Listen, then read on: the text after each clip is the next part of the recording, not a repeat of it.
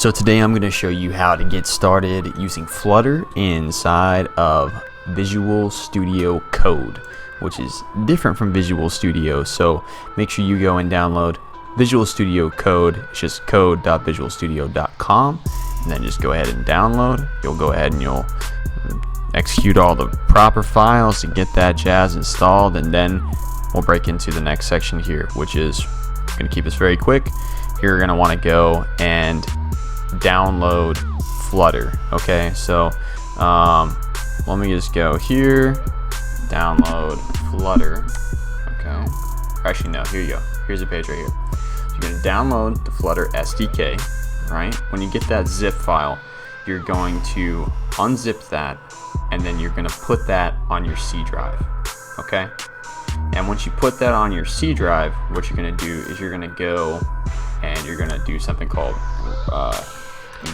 environment variables.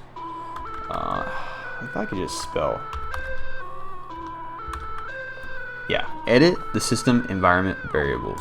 You click on that, and it's going to be like right here, environment variables. And then what you're going to do is you're going to go in, click on path, and it'll be like, well, what paths do you want?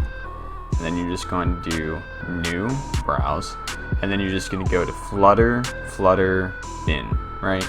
And your file, whenever you download it, will probably be something like Flutter version 1.975, whatever, a bunch of other stuff.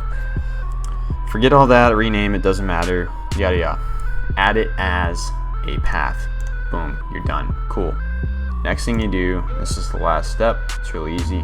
Once you've opened Visual Studio, this little button right over here under extensions, what you're going to do is you're going to search for Flutter, and then you're going to install that.